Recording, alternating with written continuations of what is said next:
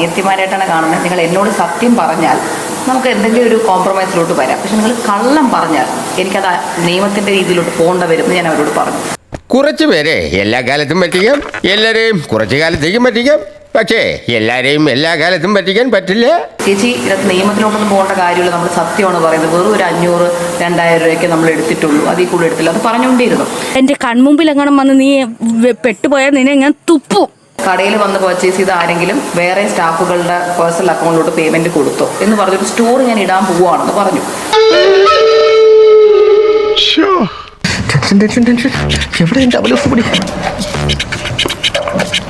പറഞ്ഞതും ഈ 3 പേരും അവരെ കൊണ്ട് പറ്റുന്ന എല്ലാ നമ്പേഴ്സിൽ നിന്നും എന്നെ കോൺടാക്ട് ചെയ്തിട്ട് പറഞ്ഞു, കാലി വീഴാം, അങ്ങനെ ഒരു സ്റ്റോറി ഇടരുതെന്ന് പറഞ്ഞു.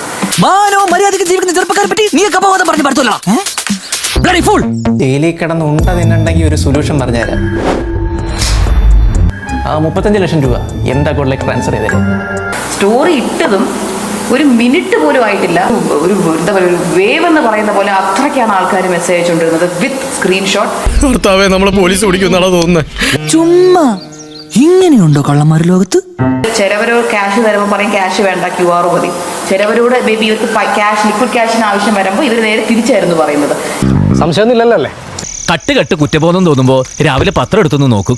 ഈ രാഷ്ട്രീയക്കാരുടെ കുംഭകോണമൊക്കെ കാണുമ്പോൾ മനസ്സൊന്ന് തണുക്കും. അങ്ങനെ ചിലവരെ കൊണ്ട് ATM ഇവർ പറഞ്ഞു വിട്ട് ക്യാഷ് മേടിച്ച് റോഡിൽ പോയി നിന്ന് ഇവർ ക്യാഷ് മേടിക്കുമായിരുന്നു. ചില്ലറ കഴപ്പൊന്നുമില്ല അവന്മാർക്ക്. ഇങ്ങനെയൊക്കെ നിന്റെയൊക്കെ പറഞ്ഞ സ്വാഭാവികം പറഞ്ഞായിരിക്കും. അതെന്താ ഇവനെയൊക്കെ നാട്ടുകാർ തല്ലി കൊല്ലുന്നേ.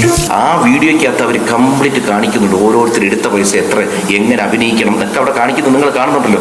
ഇത് ഞങ്ങൾ സൂയിസൈഡ് എന്ന് പറ എന്നൊക്കെ പറയുന്നത് കണ്ടില്ലേ നിങ്ങൾ? ഈ ക്യാമറ കണ്ടുപിടിച്ചവനെ കൈ കിട്ടിയിരുന്നെങ്കിൽ കരണക്കുട്ടി അടിച്ച് പൊളിച്ചനെ. എന്റെ കയ്യിൽ അവനെ കിട്ടിയേ ഞാൻ അവനെ അരിഞ്ഞു മുളകിട്ട് അങ്ങനെ തിന്നിടോ.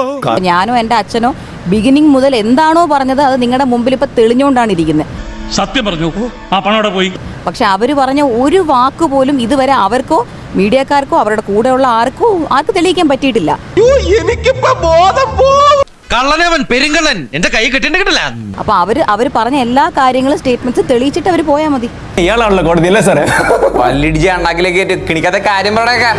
പച്ചക്കള്ളം പറഞ്ഞുകൊണ്ടിരിക്കാൻ ഇഷ്ടമാണെന്നുണ്ടെങ്കിൽ അവർ അടുത്തൊരു കള്ളവും ചിലപ്പോൾ ഇനിയിപ്പോ നാളെ വന്നിട്ട് ചിലപ്പോൾ അച്ഛനും അവരെ വിളിച്ചു എന്ന് പറയാം. തോന്നിയസം പറയരുത്. തോന്നിയസം കാണിച്ചിട്ട് സന്തോഷായി, നല്ല സന്തോഷായി. തെളിവല്ലേ നമുക്ക് ആവശ്യം? അതാണ് ഞാൻ ചോദിക്കുന്നത്. ആ തെളിവ് എവിടെ? പറ്റിപ്പോയി സാറേ, പറ്റിപ്പോയി. ഒരു കയ്യബദ്ധം നാറ്റുകരുത്.